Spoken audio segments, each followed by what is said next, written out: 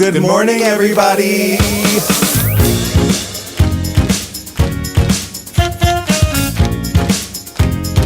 Wake up. Wake up, wake up. In Provincetown. This week featuring Wake up, wake up. Can I have some coffee? Wake up, wake up. Make it strong, please. Hey. Ho. Hey. Wake up, wake up. Ho. No, really, can I have some coffee? Wake up, wake up.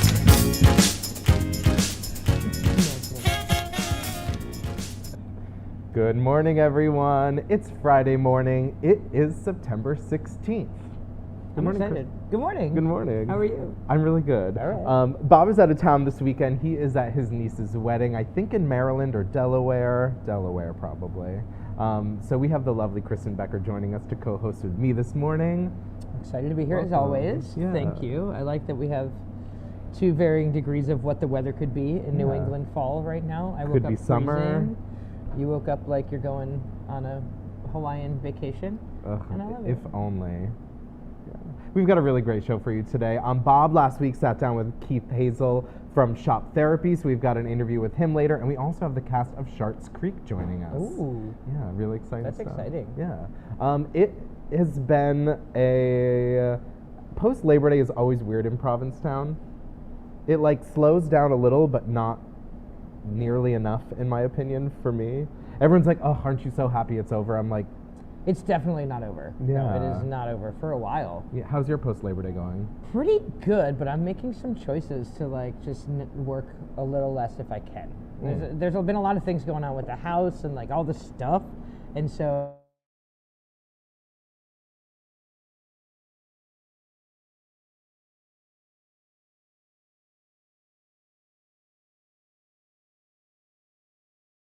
Does this real work? I mean, it doesn't feel like work to me because I get to just pop in. It honestly doesn't feel like work to me either because I enjoy it so much. Okay. And I don't get paid. You're right, Mark. Is that what makes work, getting paid? I don't know. Let's dive deep. I'll figure it out one day, right?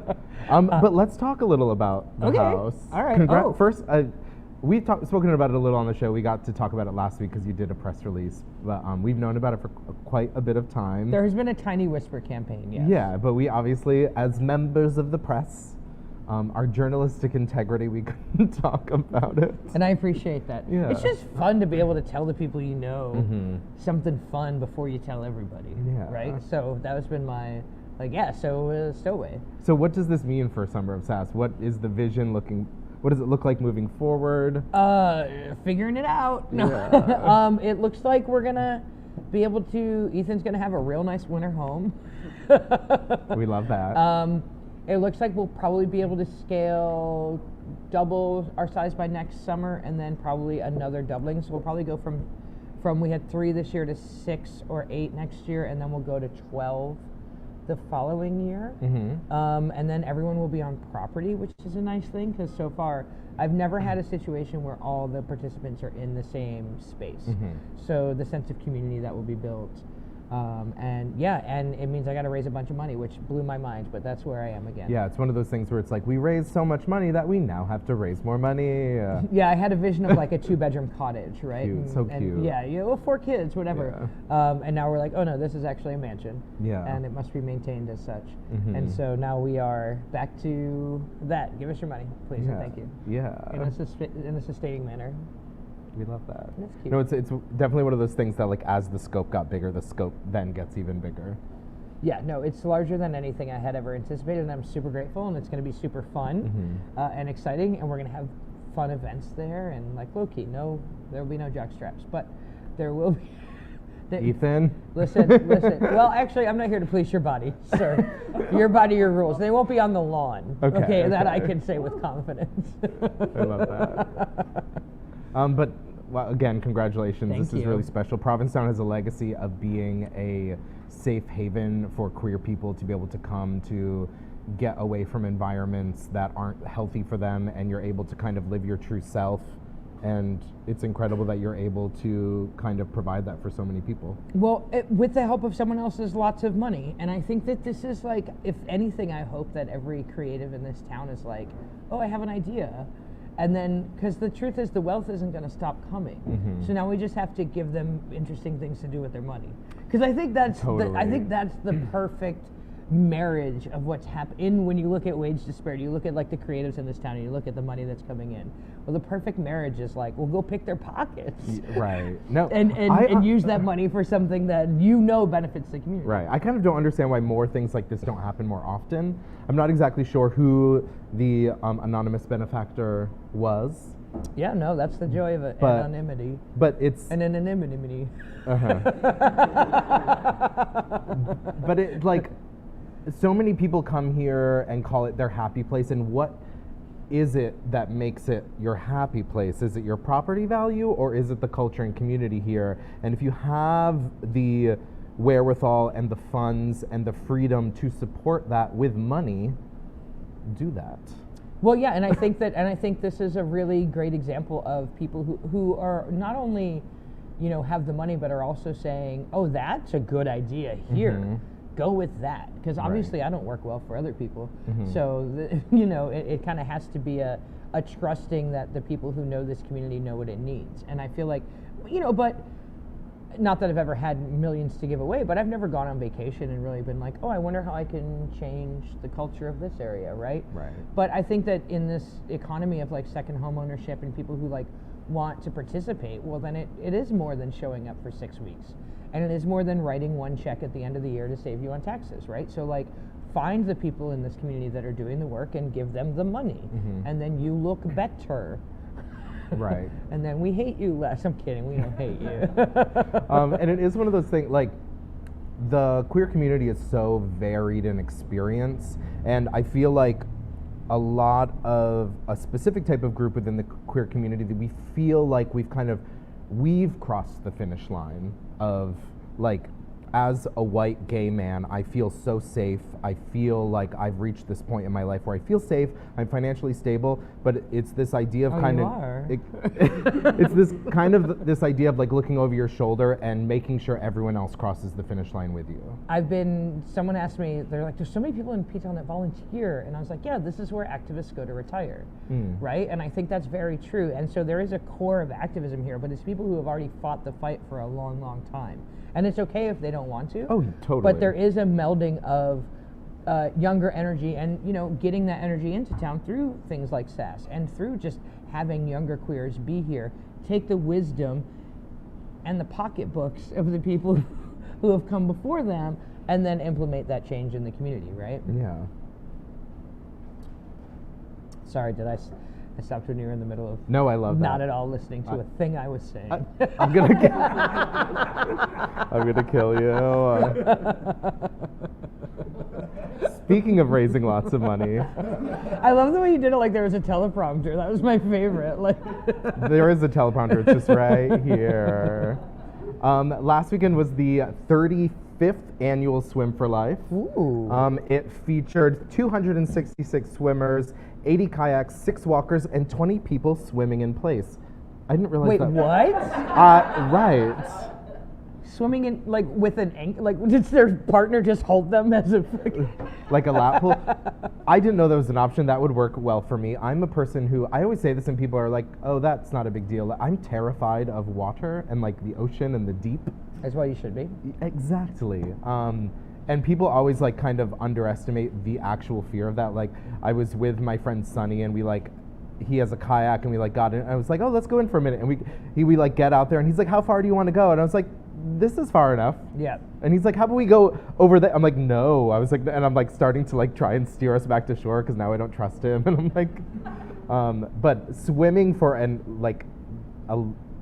over an area wouldn't be fun for me, but I could swim in place for a little while. Did anyone see the swimming, like, do you get a mooring? I don't know. Do they just, like, It's like attach you to a treading mooring? water. No, like, that's not, you can't, you can just, like, like doggy paddle? That's not Maybe. swimming.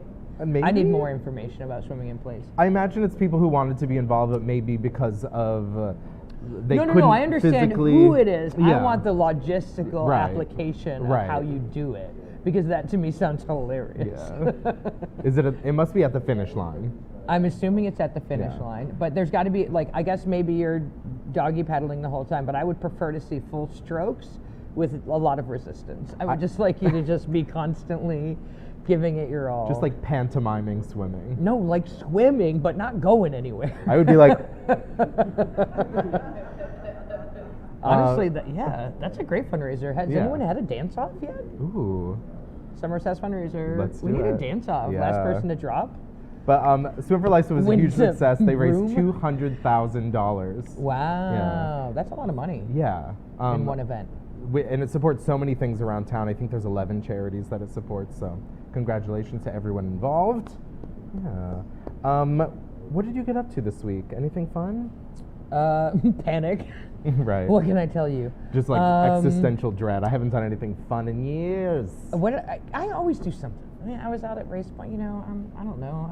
I live a great life, man. Good. I don't know anything fun. Everything's fun. So I had something really special happen to me this past Wednesday. I woke Oh, up is that Wednesday. what, I'm sorry. What did you get into, Harrison? I didn't realize I'm just trying to what give you was- time to think because I know No. you did fun things this week. But Wednesday morning I got up and immediately my phone was giving me trouble, and I had so much to do because it was my first day off of the week, and I was like, okay, I have a lot of like admin stuff to do with like all the things I do. And I was like, but I'm gonna go to the beach because it was 78 degrees on Wednesday. I had the day off. It was another last beach day kind of situation. Hopefully there'll be more last beach days. But Oh yeah, I saw it you. felt. Sorry, I'm is getting this there, the fun Kristen. thing This we is did? the story. Okay, sorry. So I get up, I like get on my bike, I'm going to get a sandwich. I go to look at my phone and it says no SIM card detected, which has happened to my friend a few months ago. It's just like your SIM card just shits the bed and all of a sudden your phone is entirely useless. So now I start panicking because I was like, oh, I'm gonna go to the beach and start like texting and getting stuff done. And one of the people I had to reach out to was Kristen to confirm this and like get everything set up. And I was like, so now I start panicking. And I'm like, oh my God, what am I gonna do? Should I not go to the beach? Should I like I have to handle this. figure out? And I'm like biking towards the beach, trying to figure out what I'm gonna do. And parked on the side of the road, I see the topless tourist Jeep with Kristen sitting in the driver's seat. Doing what you were going to do, getting some emails done on my Right. phone, sitting in the Jeep, looking at the pretty land. So I was like, this is too serendipitous. I stopped and did a verbal setup with Kristen. And then she's like, let's go to Race Point. So I grabbed my friends that I was meeting at the beach, and then we went over Santa Race Point. It's very nice. Yeah, it was You one of got to the- every now and again, just like go Yeah. there. Katie and I have been joking around with an idea of where we just bring townies out to the dunes to scream. That like maybe we just pick a week in September, screaming tour. where everyone can just show up and just yell at the ocean for a good 3 or 4 minutes. It feels like a good, healthy community release. This past Monday, I was at work, and about 15 minutes into my shift, I turned to one of my coworkers and go, the next person who asks me how my summer was, I'm just gonna scream in their face. Yeah. People mean well. They do mean well, and but I get asked that probably 50 times a day, and it's almost, I just say it happened because I don't know what else to say. Yeah. Because I don't think you actually want the details. No. Right. No, but they want to hear it was great. Yeah. That you got a living wage, that you have a lovely place I to worked live, so and everything hard, about I'm this so environment. tired. Yeah. No, they want to hear that everything's been taken care of, and they can feel happy knowing they're supporting you in your happy life. Which is great. That's great. Um, Everyone loves it. so I'm fully in for a screaming tour. yes, 100%. Please come Yeah. scream. I think we underestimate how much a good scream helps. I don't. I know it It's helps. a good one. Yeah. Yeah. If we could maybe also bring people out that we want to scream at. Just like a like not. Oh, yes. Like No, just you bring- like a volunteer person. Like I will be the representation of the person being screamed at. I think more maybe you should create something as representative of the screaming. Like an not a effigy? voodoo doll. Yeah, an effigy. That was the word I was looking for. You should create an effigy of the person you should scream at. And maybe we could just create one and have different mustaches and beards. Ooh. And then we just plug them in and out for different screams. Not that, I mean, you can have a couple without, but like the odds are given the demographics, Totally. there's a lot of different beards to scream at. Lots so of we'll beards just get to different. scream at. You're right. Right? Let's do that. Mhm. Wow, this is a whole new tour on its own, the Townie tour. But I know you even noticed there was this moment where I took like this big deep breath and kind of like let the stress go because it really did help. Now when you turned to me and go, "This is nice, isn't it?" I was like, "It is. It really is." It's important. It's out there Yeah. for a reason. Yeah, We have to it's use really it. nice. Thank you so much for dragging me out there. Of course, anytime. But I did make it to the beach after for a last beach day. We'll see if it ends up being the last beach day. Hopefully I get one or two more. Another thing I did this past week that was tons of fun was Bob had his final Goodnight Provincetown show. I'm sure he's going to be not that I'm sure, but I imagine he'll do more. They were super successful, so much fun. His guest was Joao Santos, who performed, and it was a really fun interview. Two of my favorite people up on stage together. It was so nice to see. Jen Cabral mildly behaved. Yeah,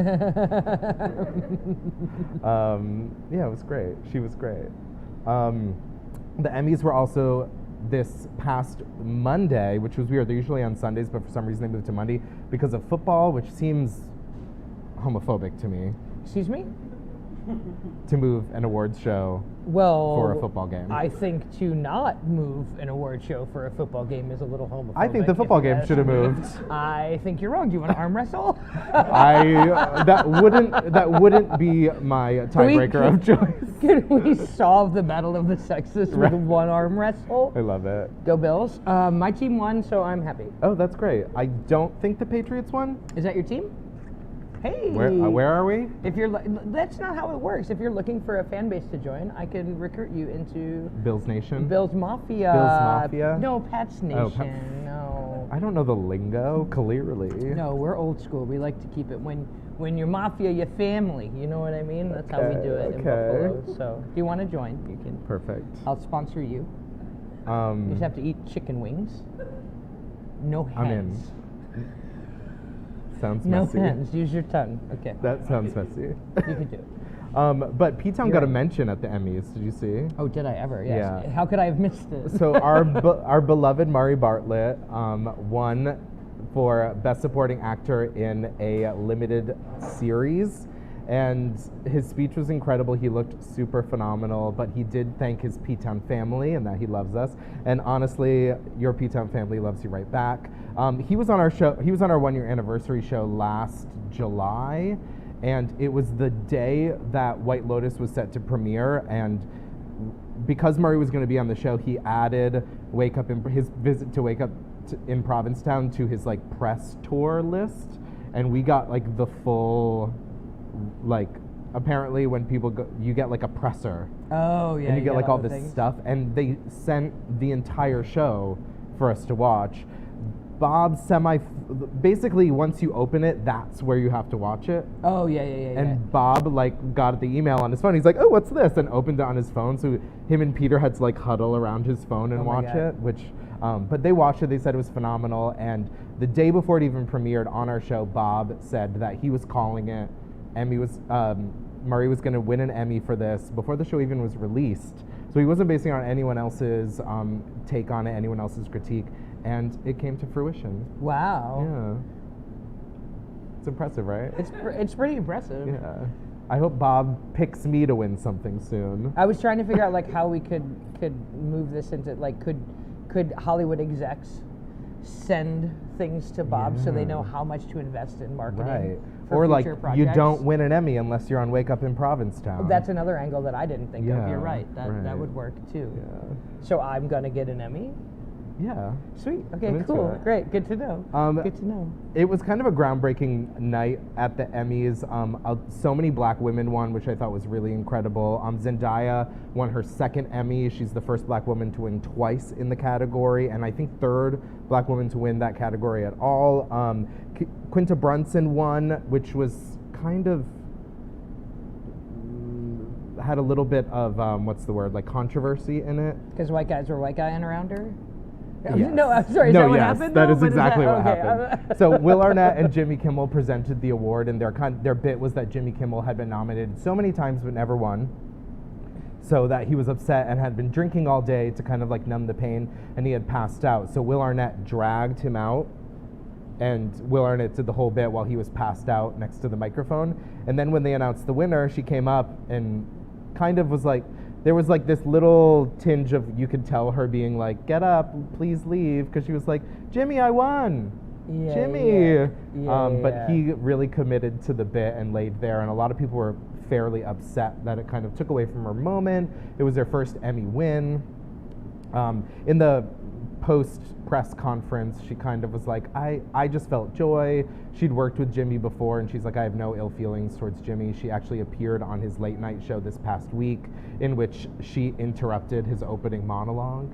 Okay, that's good. That's Yeah. yeah, okay. Yeah. And did they have a discussion about it? They did. And did he have any awareness in post of this? Yeah, he was like, I'm sorry if I took from your moment. He's like, no, actually, I'm not. He's like, I'm sorry that I took from your moment. Right, So he even yeah. had the wherewithal to be like, I'm sorry if, like, Right, I'm right, sorry right. I did that. Yeah, yeah. So it was nice. But I, like, Excuse me. in like just like you say, like white guys white guying, like I also feel like I hope it wasn't another situation where like people of certain groups like expecting to be like, oh no, I'm cool with it, oh no, I'm totally cool with it. But I hope that she feels great about it, you know. I mean, you know, She's a comedian. right? Yeah. And we often will go too far for the joke, and then we will pay the consequences for that, and that is part of our life, and I have to Yeah. accept that responsibility. Sometimes you go too far to see if it works, but And- those are the risks. Right. That's where the good, right? All good art happens Right. outside your comfort zone. Mhm. So if I'm pushing it and I'm uncomfortable, then maybe something good happens. Maybe not. Maybe gonna fall on face. And sometimes the drama works in your favor. Sometimes yes, Yeah. 100%. Right. And I mean, no one. I mean, if it didn't happen, no one would have been talking about her. Not no one, but it Wow, wouldn't be. back it up, soldier. It wouldn't be as big of a deal. Her appearance on Jimmy Kimmel. You know what I mean? Like I wouldn't even known she was appearing on Jimmy Kimmel, or would have watched or noticed what happened on the show. And Which we could go a little bit deeper into that. I mean, I guess we would know about Murray Bartlett because Murray Bartlett lives here, but then we go like, And oh, he talked about us. Right. But then go, oh, well, I wouldn't have even known that woman of color was the first to win. Then oh had no, she no, no! not I been would have on known Jimmy that. Kimmel's I definitely show. would have known that. No, I just wouldn't have even known Jimmy Kimmel was at the Emmys. Right. I don't even know who that guy is.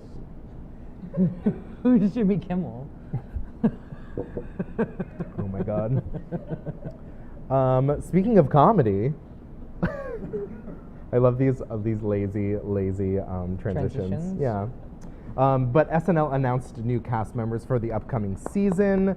It is going to be their 48th season, and they announced 4 new cast members. Marcelo Hernandez, Michael Longfellow, Devin Walker, and Molly Kearney are going to join the cast.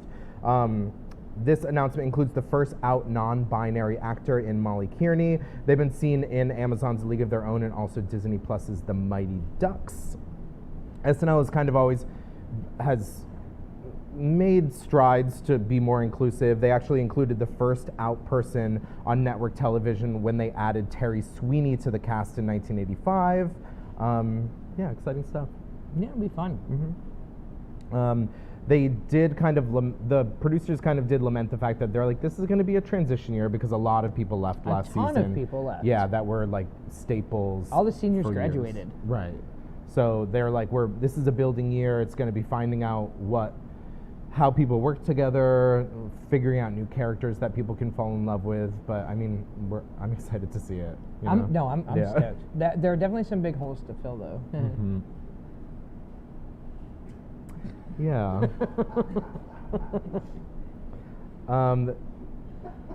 This next story is kind of an example of, have you ever, like, between the right and the left, especially when it comes to like social politics, them being up in arms about things that seem so normal to us? They're like, can you believe this? I'm like, yeah, I can. Like having rights. So a few months back, the Biden administration added a monkeypox virus response deputy coordinator in a doctor. His name is Dr. Dimitar Daskalakis. I searched the internet trying to find someone to say his name, a video of someone saying his name to figure out if I was pronouncing it right, and I could not. Do they don't have the little like phonetic? What's it called? I don't know how to read that. Do you know how to read that? You're like, oh, you didn't have the You don't phonetic? have the phonetic read. Well, isn't on Google once you put it, doesn't get you play it? I don't think so. Oh. But so they added this person. This person most recently worked in HIV prevention, And basically, they're up in arms because if you go to this doctor's Instagram account, he's a gay man, and you go to his Instagram account and it's shirtless pictures, tattoos, harnesses. Cute. Yeah, exactly. And they're like, can you believe? And I'm like, yeah. Like every doctor I know, Maybe they mean, can you believe somebody this hot is also smart? I don't think that's Do you think that's what they mean. mean? So the reporter from the story from the Daily Caller, which is a conservative media outlet, tweeted, "Meet Joe Biden's monkeypox czar, a progressive radical gay doctor who performs HIV screenings in sex clubs and gives meningitis shots in drag. Now he's in the White House." Amen. Yeah, Thank right? goodness. It's like Great it's like, job. Great job. Why are you saying good things like they're bad things? No, Is yeah, my- it's sort of like, so what you're saying is I can just go to the club and get treated and not go to the doctor? Okay, Right. sign me up. I did because there was someone who did this like tweet story about they were like, as much as this is great, like the fact that our community is coming out to be creating spaces in which we can get vaccinations, like having to go to Steamworks to get your vaccination or things like that. They were like, could you imagine if straight people had to go to like a Bass Pro Shop to get a vaccination? They would be into it. Maybe that's what That we're is doing probably true. wrong. You're right. Why aren't we like, yeah, no, this is our czar, and here's yours. It's Bubba from Bass Pro. He's gonna meet you in the lure section where everybody gets poked. This is this is his outreach. Right. Speak to your demographic. Actually, you're right. No, it would work. I also see this as your next character. Yes, the vaccines are. The straight people vaccines are. So then he tweeted about Oh, pokey. Oh my god. He then the reporter then tweeted about 20 pictures from his Instagram, which were all super hot. But apparently he was trying to make people not like him. I didn't get it. So he is a public health expert and previously was the director of the CDC Division for HIV Prevention, and he's known as a national expert on health issues affecting the greater queer community. So This is a real fun intersection. I'm always like, as the feminist in me is always like, boys, you're more than your bodies, and I need you to know your worth, right? And then there's this guy who's like, so I'm always like, he can be hot and smart, everybody, okay? He can be hot and smart. I'm just Something mad that feminists know. I'm neither. Honey, no, but you're likable. I'm gonna kill you. And wealthy, apparently, so. So wealthy. Tell your friends. Should we talk about the Martha's Vineyard? Yeah. Yeah. We So probably should. Yesterday I woke up to a text message from my mother, and it was a picture of CNN, and it was the ticker mentioned Senator Julian Sear, and I'm like, what is going on? Why is Julian on CNN? But then obviously once I opened my phone and started perusing the internet, I found out rather quickly. So about 50 migrants arrived by 2 planes in Martha's Vineyard that, Found out today it was one plane. oh, 1 plane. According to the news this morning. Okay. I'm not trying to NPR you, but. Wow. Okay. But Florida Governor Ron DeSantis kind of took credit for sending them. This is kind of a kind of a very fucked up stunt, basically, to kind of send this message of like, his idea is that like he's frustrated that a handful of red states are bearing the brunt of immigration and supporting migrants. So his idea was to like put 50 migrants on a plane and send them up to How do y'all like it? That'll learn you. very that kind of vibe. But it's exactly as I would expect, because I know the people of Massachusetts and also people of Martha's Vineyard and the Outer Cape and Islands. They arrived and were supported very well. The community, two officials actually had to post on their social media saying, please stop sending donations. We've got too much. I will say it is to be determined, because when 50 people showed up, we were all like, here's everything Right, you need for the totally. next 24 hours. And then in the next clip, the lady was like, but we don't have housing for the people that are here, so you're going to move on, right? Yeah. You won't be here too long, will you? Right. So, I mean, I don't know. I feel like it was a pretty good look at white progressiveness in the Northeast. However, it would be pretty cool if Massachusetts was like, cool, we're going to keep all that tax revenue that we give to you states to deal with this stuff. It's like, we're going to keep the child support then, right? We're going to keep the payments of the money we give you to deal with these things if you don't want to deal with them. I mean, it's going to play well with his base, and it's terrible to use people as a political pawn. And that's what it is, right? It was like, kind you of have those things. terrified people that you're just Right. like, here, go. Yeah, a lot of people are suggesting that it was human trafficking, which, Yeah. who knows? Yeah. No, I mean, it is, Yeah. right? If you just, because apparently there was someone in Texas who was actively going to recruit people to put on these planes. Yeah, and also Like, they there were was told they someone were going to there. Boston, correct? They were told they were going to Boston, which you probably can't just drop a kind of vague plane into Logan, but you can probably drop a vague private plane into Martha's Vineyard, which is why I think it was surprisingly that it wasn't here, to be honest.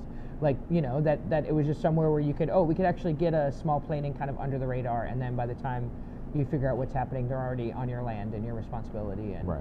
you know, it would be real cool if the governor's like, turns out we got a lot of vacant houses in Springfield, so you're in. Right. You know? Yeah, right.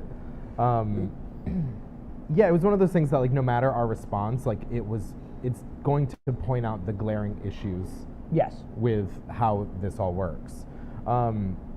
They were sheltered at a local church, and there were even reports of high schoolers from high-level Spanish classes being released from school to help with translation and figuring out the needs of these people, which I thought was kind of cool. But I also was like, there are no adults that can speak Spanish in Martha's Vineyard. I wasn't going to bring that up, Right. but Like 0 adults that speak Spanish in Martha's Vineyard. yeah, everybody was everybody was working. Right. That was the one thing where I was like, oh, actually, there is a worker shortage. This might work out just fine for everybody. But I mean, there's a worker shortage because there's a housing shortage. Oh, right. Yeah. Right. But Could you imagine if one person on Martha's Vineyard was like, actually, I don't need this compound anymore. yeah. You know? And was like, I Right. have 4 others. There's so much money there that, like, can we talk to, who do we know, the Kennedys? Do you think they've got an acre? That would be the most democratic thing they could do. Could Yeah. you imagine if the Kennedys were like, Yeah. here's an acre. That would be fantastic. All right. Yeah. If you dream it, you can build it. I doubt it, but yeah. So in the Senate this past week, they punted a vote on same-sex marriage legislation until after the November election. That's what they should do. You think? Oh, 100%. Why? Because the ladies are up in uterus about this election. Okay. And we're gonna win some seats. Mhm. We're gonna make it easier to pass it. It just feels like something that's not gonna go away in the next 2 months. There's no reason to deal with it right now. Position yourself where you might have a couple more seats, and then just shove everything down their throats. You know what I mean? In Yeah. a polite, consensual way. Well, I was so I feel like one of the reasons they gave for waiting until after the election was which is like, I understand, but it's also like kind of annoying and frustrating. They didn't want to put Republicans in a position to vote for something that would upset their vote. Like asking Republicans to vote for marriage equality months before midterms was going to put them in an awkward situation. And I'm kind of like, fuck that. But I think there's also there's kind of a low-key Democratic strategy right now to promote the fringe. So Democrats are spending money to promote fringe right-wing candidates in an attempt to split the Republican vote. Interesting. So I think there's a lot of finagling happening, and I'm just gonna let it ride for a minute. I'm happy to wait until after the midterms. I hope this was a great decision, and I imagine it is, but I don't anticipate us losing seats during the midterms, do you? great. I'm always scared of that Are because you? I feel like we never anticipate it and then it happens. I mean, I guess it depends on how much we think women are people. And I mean that sincerely. Like, have we forgotten about the fact that women have no body autonomy in this country or Oh. not? Or will that carry through the midterms and everyone's going to be like, actually, that shit was fucked. Right. Well, I mean, it's one of those things that, like, I don't know why the Republican strategy is pushing these issues that are overwhelmingly decided when it comes to public opinion. Like, you look at even, what was it, Kansas, that voted for, that had a vote for abortion, and it was like 65% voted in favor of having the choice for an abortion. And that's like a deeply red state. So I'm confused why they're pushing these issues where it seems like they're alienating their base. Because we're not living in a democracy anymore. We're not living in. It's not about how many. It's which ones. Right. So now it's about concentrated power. It's why you've got Republicans running to be on board of elections and to be in charge of counting votes. It's like it's why Trump put federal judges throughout, like over 60 judges. Their strategy is very smart. It has nothing to do with democracy, Right. but it's smart. It's about concentrating the power in certain areas, and Right. it's how Trump won in the first place. Yeah. I mean, HRC just did a poll in swing states about gay marriage, and more than 2/3 in all states favored same-sex marriage. And I imagine it's because in the time since same-sex marriage was made legal, nothing about their lives have changed. Right, for sure. They just like don't have to listen to us complain anymore, which I'm sure they love, you know? Yeah. And they might have even got more business because there's more weddings. Yeah. The support for same-sex marriage also transcends polling subgroups. 50% of men favor it, 69% of women, and 55% of Christians. So the majority of even groups that you would expect would be most against it. I kind of wish we would go, like, let's just abolish marriage. Same. Can That we is just, my like, get opinion rid too. of, like, I think it's if just you want to have it in your church, you can have that, but it has no civil bearing. I'm so glad you said that, because that's where mine, like, I don't understand why people that are like, not to harken back to that Sex and the City episode where she makes that woman buy her shoes because she's never going to get married, but like, as a person who might be single forever, I don't why have federal benefits for people in marriage? What purpose does that have? And I feel like it harkens back to a time when 1975, when women couldn't have a credit card to exactly. It was like like, I'm not trying to bring up old shit, which Right. is not old at all. No, that's but, exactly like, what yeah, I'm talking no, about. yeah. It's like, it used to, because these partnerships weren't, it used to be, there was benefits to being married because it was, the idea was that you were taking on the responsibility of another person rather than two people coming together to live their lives, which is kind of the new idea of marriage. It used to be like, But oh, well, either way, it still incentivizes two people. Like, why should a married person have better tax breaks than an unmarried person? Like, it's all stuff that starts with dowries, right? Right. Like, Right. marriage was created to have an easy transition of property and power and a concentration of property and power. Like, that was why it was formed, right? And I'm all for, if you want to do something within your religion, that's fine. Do something within your religion, and have it at your church, and invite all your Totally. friends, and, you know, get hammered and whatever you need to do. But the fact that it has any civil implication down the line, I think it's antiquated. I agree. All right, look at us, changing the world. You don't think so? I mean, I hope so. I don't think we're going to change the world, but we can I just kind of want to try. become the scary liberals they think we are. Yeah. Like, I don't want your marriage. I don't want But a I- marriage like yours. I'm going to abolish yours.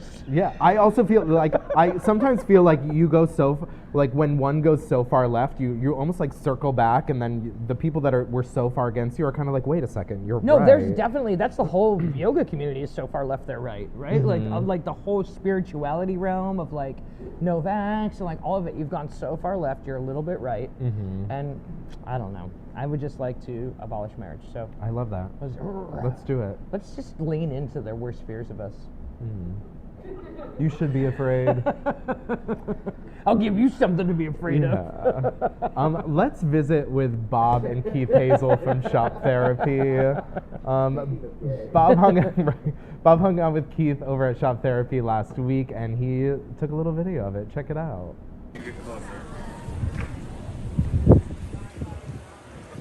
Yeah, no doubt.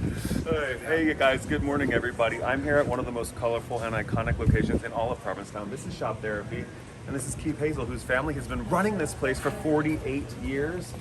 Keith, how are you? I'm well, thank you. Let's take a walk through, shall we?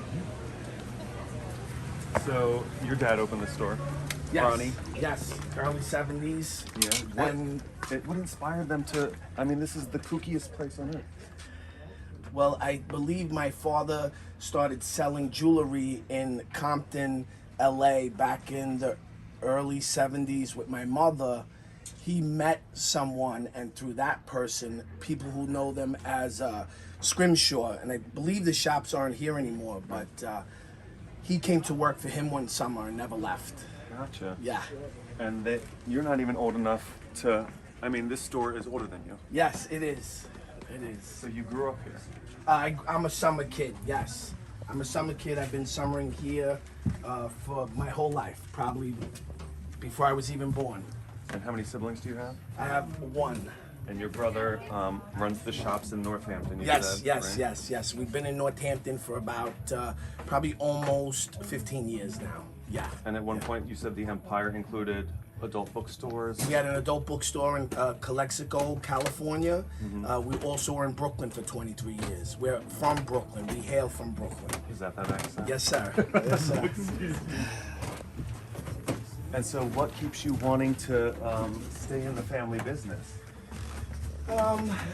That's a good question because it's tough working for family. Right. And especially this crazy family. What do you mean? Whatever do you mean? Because this is why I come back every summer for giant golden cocks That's why I come too. What a coincidence. and fucking monkeys. And then there's cool stuff like this, you know? So that's what keeps me coming back. So for people that have never been upstairs, what's different about the second floor? The If you second haven't seen floor is something. Oh, don't trip on that giant cock. Usually we're worried about people hitting their heads on the ones that are hanging from the ceiling, which over there. And so to your left is the men's section. You notice all the cocks are extremely big. The girls always ask, Who's these for? And I say, this is the men's. Right, exactly. Exactly. I'm like, this is the men's section, you know? So, and people love it. People, you know, what we're noticing now after being here for 48 years is we have 3 generations of customers, you know. You got grandpa, you got son, and then you got grandson. People who've been coming here their whole life, who have made it a point to always come to this shop, whether they're buying stuff or just coming in for a laugh. You know, they love this shop. They love the artwork. They love the products. They love the store. They love the whole thing. You know, the music, the people, you know. So we're pretty notorious, I guess. 100%. There's nothing like it anywhere on earth. Yeah, for sure. I mean, I even met a guy who hit me up on Instagram that we're in the same industry in New Mexico, and he's like, dude, you shop therapy? Like, I'm from Connecticut. I bought my first knife there when I was like, 15. Anyways, and so it's like, wow, that's pretty cool. And then I get to tell my dad stuff like that, and he's like, it really makes him feel good to know that he built this thing that people love and people remember. And, you know, we bump into people all the time all over the world that know us, that's pretty cool. Right. Yeah, for sure. I mean, I definitely bought my first weed bowl here. For sure. You and many others. And I continue to buy my lube here. There's Oh, a lube totally. all over there. Oh, You've yeah, got we every don't- kind. Yeah. Life's too We short. got the family size. Costco size. Oh my god. And so, I mean, you and your brother have to be kind of taking over, are you? Your dad's getting Yes, up that's there? right. Yeah, my dad's getting up there. He's getting pretty tired, and he's like, "What's going on, guys? You know, what are we gonna do?" And I'm like, "Well, I guess we have to come back to work." Do you have any kids? I have 2 children. Yes, I have 2 children. I have a 23-year-old daughter and a 17-year-old son. Who I don't think they're ready yet. No. But are they summer kids? Do they come here every summer? Yes, they do. Yes, they come here and get to enjoy the fruits of my father's labor. You know, I wasn't so lucky. You know, I've been working here since I was a small child. They don't have to work yet. No. They don't come to work, unfortunately. You know, which kind of bums me out. But they have, like, my son is more interested. You know, he's been in the back. He loves the knives. He was a knife salesman for like 3 days one summer. This summer he hung out behind the register during carnival with me and my dad, and town people saw that and were like, whoa. They're like, look at this, like 3 generations, you know, the father, son, and grandson, you know, working, you know, the family business. Right. That is like the most Provincetown aspect of it. I think. Town people saw that and were like, whoa, man, that's fucking cool. And so hopefully they'll keep it going. Yeah, that would be cool, but I think it's more, right now it's about me and my brother. Yeah, so. Totally. When you're like officially full on in charge, the two of you, are you going to make any changes? So it's funny that you mentioned that. I mean, there'll be some assessment for change, but the truth of the matter is that this formula works. So if it ain't broke, don't try to fix it. Exactly. You know what I'm saying? So yeah, not too much change. No, I love. Yeah. Everybody loves what you guys are doing. Yeah, maybe I'll no. Maybe what? Maybe I'll fire my brother. A tale as old as time. Right, exactly. Cain and Abel. Yeah. Let's go outside and go into the alley. Yeah, I want to talk yeah. about the Schartt alley with Yeah, you. let's do it. I'm ready. Yes, the young gentleman who just ran for a Gatorade. That's his mother and father met here working at Shop Derek. Really? No way. We also have the girl who's spanking my father in the Spank the Monkey picture. Her daughter's working here this summer. Wait, where's the Spank the Monkey? Oh, right this way. And that was the sign for our jewelry store, which was a fine jewelry store. This is the Bob Gasoy Memorial Art Alley. Who was Bob Gasoy? Bob Gasoy was the original muralist of the original Shop Therapy. Okay. Yeah, he's the one who did all the murals on the original Shop Therapy.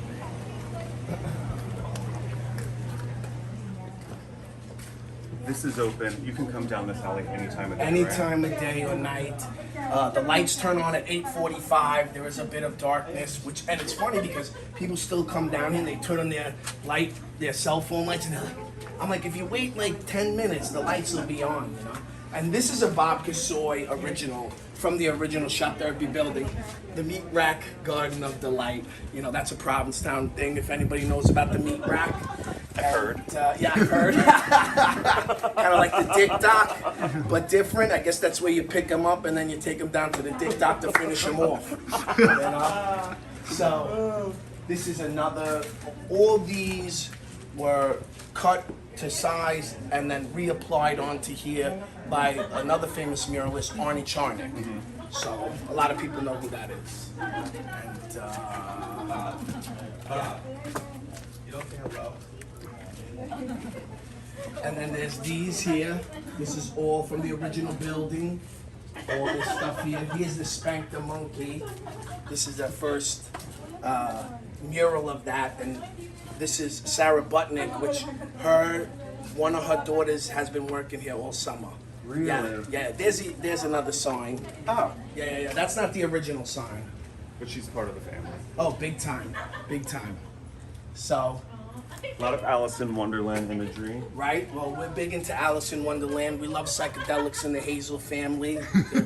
Set your fucking mind free from the so-called reality we're all living in right now, which is kind of bullshit.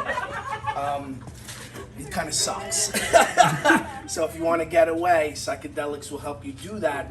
And these are pages from a book that Bob Gasoy made for Ronnie's first grandson, my brother Adam's son, who he has Asperger's, you know, and so he did this book for Christian, for my father, his first grandson, and then we finally got, this was actually only in our house. Really? And we finally got to put it out here for everyone to see. It's beautiful. That's amazing. Yeah, look at it.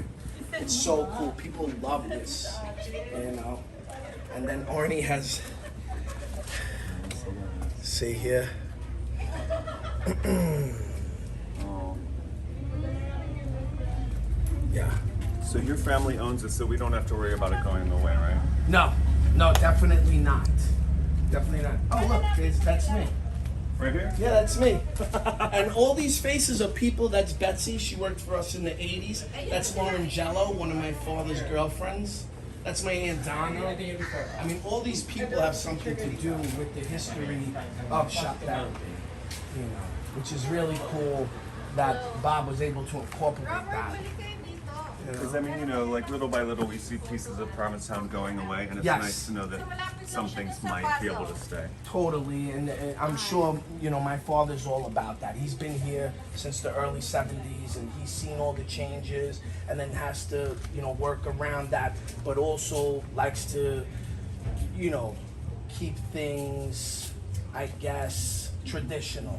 Because that's what Provincetown used to be about, you know. It was all inclusive. It was about art. It was about sexuality. It was, you know, people celebrating that stuff and being able to come here and express those things without any issues. You know, I read that Robert De Niro's parents met here in a painting workshop in Provincetown. So if it wasn't for Provincetown and painting, there'd be no Robert De Niro for those people who like him. Being a guy from Brooklyn, you know, I can relate to his movies. So You guys, please come down to Shop Therapy. Say hi to the Hazel family. Thank you. Check out the art in the alleyway, and buy yourself a bong and a dildo. We'll see you guys. and a soon. headscarf. And a headscarf. Thank you so much. You're welcome. Nice to meet you. You too. Stop by Shop Therapy and check out everything they've got going on over there. Go upstairs. Upstairs is fun. Yeah. Please welcome to Wake Up in Provincetown the cast of Schart's Creek. Yay. Thank you. Thank you all for coming in this morning. Thanks for having us. Yeah, thank you. Schart's Creek has been running at the Post Office Cabaret all summer and has a little extension happening soon. We do. It's really exciting. Yeah. First, let's go around and say, I just realized y'all play multiple roles. Let's everyone say who they play. We'll start with you, Eric. Like Alexis and Stevie as well. Cute. I play David and Johnny. Well, Oh, I thought you were gonna go. No, I have it easy. I just play Moira. That's it. is that Moira. easy though? Yeah. I play everyone else. Everyone I play B. I play Cecil or Cecil. Lisp. I play John Waters for 2 seconds. And I Cute. play a director. Really cool. Yeah. How's the show been going? So good. We've had such great audiences, and it's because of the popularity of the show. I mean, Oh, yeah. they've just been very, very receptive, and yeah, we're extending. We're just thrilled. It's been a great run. So this is kind of your brainchild. Yeah. Were you a big fan of the show beforehand? Of course, yeah. Were all of you big fans of the show? Totally. Good. Yeah. What made you want to parody this show that already kind of feels like a parody of a certain type of person? Well, I always say you can't parody something you don't love, and this is the show that really got us through COVID. I mean, a lot of people, you know, I hadn't seen the whole thing, and then I watched it during quarantine, and I was just like, oh, where has this been all my life? You know, and then I just started. I'm kind of a mimic at heart, so I would just annoy my partner at no end, just doing all the characters and even, you know. But this is the only Alexis, like ridiculous. Oh yeah. I love running into you in the street, even when you're not in character. You're like a little in character. Just a little bit. Yeah. A little bit Alexis. Very method. Very method. How is it like going from Stevie to, like, because they're kind of opposites? How do you jump back and forth between the two? Okay. They are opposite, but at their core, they're just this like confident, no nonsense woman. And so like Alexis is just like up here, and Stevie, I decided, was just gonna be down here. And I screwed up one day in rehearsal, and Stevie came out. I was like, hello, and I was like, that's gonna be Stevie. So Well, when we auditioned via Zoom, Alexis was right away. I mean, there it was, just plain as Right. day. And I said, well, you know, you have to play Stevie. And he goes, oh, okay. And so I said, here are the sides. Come back in like 3 to 5 days. We'll do it again. And everything changed. love Like the whole that. demeanor. So yeah, I was like, do you want to play for the summer? Like, do you want to like have fun? Thankfully said yes, and they all said yes. They all said yes. Yeah. Playing the son, how has that been going? He's one thing I love about him. He's such a kind of the archetype of just like kind of a flamboyant gay man, but he also has so much heart to him. Exactly. Are you implying that gay men don't have heart to them? I don't like. Just me. David is a dream to play because I get him, his neuroses, his insecurity, but he does have that heart. And he's not really a stereotype, Right. because he comes from a place of meaning, trying to figure out who he is as a person. Just dream role for me. Yeah, totally. And playing Johnny, the father, like just like for Eric, that's kind of jumping back and forth. It's a different voice. It's a different way of holding yourself. And I just approach him as like the clueless dad that just likes to tell dad jokes, and he finds all his jokes funny even though they're not. And you know, he just kind of stumbles along, but he has this great relationship with his daughter. Yeah. And jumping in as every other role. How's that? It's fun. Yeah. How you said you were John Waters for just a few seconds. How is it like? How long are you in each role? For about 5 minutes each. Okay. Yeah. Yeah. Well, longer than that. Well, yeah, that's true. B. Yeah. Yeah, Cecil's B a- is Cecil's a longer. rock Cecil star. has- Yeah, Cecil's Yeah. a rock star. Yeah. He's a My- toothless rock star. My favorite John Waters moment, you got on stage one day and I heard someone in the audience actually go, "Is that him?" That is great. Because it could be. It really could be. And you're from Baltimore. So I am from yeah. Baltimore, so it made me happy. Miss Baltimore Crab. And how do you go about parodying Moira, who already feels like such like a character that is like heavy with her own parodiness? Well, they just in seasons 4, 5, and 6, they just let her go off the rails. I mean, they knew what she could do, and she's a genius, Catherine O'Hara. And so it's already over the top. It's already just like, what? Who is this? Right. It's like when I saw Megan Mullally for the first time as Karen Walker. You're like, oh, who's this? Like, what, those choices. Like, it's just watching a master at what they do. And so for many weeks, I was just like, before rehearsals began, even when they began, I was like, who are you to think you could do Catherine O'Hara? You know, but it would slowly come, and sometimes it goes and it feels British and it's weird, and I'm like, oh, that's not right. So you just have to find it. And like I said, I'm kind of a mimic at heart, so I can't sing or dance, that's all I got. So you just work till you get it, and then you hope. And also, she can be a little over, even my version can be more over the top because it is parody. It's not meant for TV, so it can be, I mean, I don't sound exactly like her, but it's enough that people go, oh yeah, you know, Oh, yeah. yeah, sure, Totally. why not? Why not? We'll believe that for an hour. Right. Were you all like super excited when you had the opportunity to extend these? Just in how you're talking about your characters, it seems like you all really love it. Yeah, I mean, we got a rough go of it at the beginning because we had 2 bouts of COVID, which, you know, that happens. And so during rehearsals, and then once we got open, we're open, and then COVID. So we were off for 10 days. So yeah, so the post office, they're just a dream, all the guys there, Jack and Paul and Christian and all the managers, they were like, yeah, well, I have the place till October 4th. Can I just extend? And they're like, we have the dates. Oh, look how I'm being Alexis. That is my line. And so yeah, they let us extend, and we're just thrilled. Yeah, Oh my God, that's awesome. I'm here to work, so I love the show, and I love these guys. It really feels like a family after all these months. Yeah. Yeah, I'd it love was. to hear that. Yeah, it was like everyone needs to show up and be on time, and like I pulled a little Alexis mischievousness, and like We wanted are our everyone- own yeah. dysfunctional family. Yeah. This is true. It felt weird. Just like the roses. having everyone here, Oh, 100%. so, yeah. How have the audiences been? You're very much capitalizing on the love for the show and kind of expanding upon that. Are people just loving it? Yeah. Yeah. I mean, when we bark, I chase some of the hottest dudes down the street, and I'm like, oh my God, I remember you from Ibiza, and you never called me back. And then they come to the show, and I'm like, oh, thank God, you know, and that's as close as I will ever get to them, and I'm just like, God bless. My partner, who's Christopher, who plays Edie, who was here all summer, directed it and was so mesmerized by this one because Alexis will chase people down the street and say, Stavros and I were, you know, in Tahoe, and you were there, and they look at me and they're like, where was I? What did we meet? And he thought he knew all these people.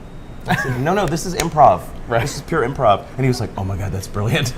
Do you Yeah. improv most of those lines, or do you have go-tos, or? I sort of pick like a theme that I kind of go with. So for a while, it was like the Boston College Library. You were studying, and we jammed something that night. But like one guy, he actually went to Boston College and was like, He was just confused. he was like, did we? I was like, oh no, but maybe. Do you want to? You know, We but, could. but yeah. So I kind of pick themes and have a few go-tos that I cycle through. Yeah. And this one, everyone is like, when we're barking, they say, oh my God, that's so David. Like, they just look like. His is just, I mean, we have to give props to Dan Levy and the entire cast of the original Schitt's Creek for creating such iconic, indistinguishable, Specific, yes, characters. That when I just walk around with Moira and make this face, everybody knows who I am. And it's. I mean, that is Dan Levy, and I'm just kind of embodying what he created. I mean, we kind of have the fortune of, like, in that whole cast, like, I mean, Eugene and Catherine have known each other and performed together, and then Dave grew up with those two around. So, like, I'll watch anything they do. Oh yeah. Yeah. As a core. For years we have. And Yeah, then, yeah. Yet these are so distinct. Yep. And And it's just incredible, yeah. Yeah, the characters are so over the top, almost caricatures, but like they have this heart to them, and it's so easy to like let that go when you're being a crazy character. But it's so nice that they kind of were able to keep that in the character. It's a testament to the writing and the directing of the show too, which Dan deserved those equally as much as winning for supporting. Yeah, it's the development and the character arcs are just, that's the heart is what really makes the show. You're right, absolutely right. Yeah. Do you wear multiple wigs throughout the show? I only wear 3. Only 3. Because her luggage got lost. Oh, I'm like, how can I get away with not having like 20 wigs? Just a little bit of plot armor. I love it. I love it. Because but she had 3 in her 3 in her personal bag, right? One she buys at the House of LaRue. I think we mentioned that. Love that. But yeah, she had 2. One bebe in her bag. Yeah. But yeah, so it's. But I'm like, oh, I'm lazy. I know 3. That's it. 3.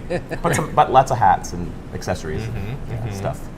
So how many more shows do you got? Is it still semi-open-ended or 9? I think we're tonight at 9, Sunday at 9, and then we're next Thursday through Sunday, and then the following the 29th, the 1st, and the 2nd. But it's all on postofficecafe.net. Great.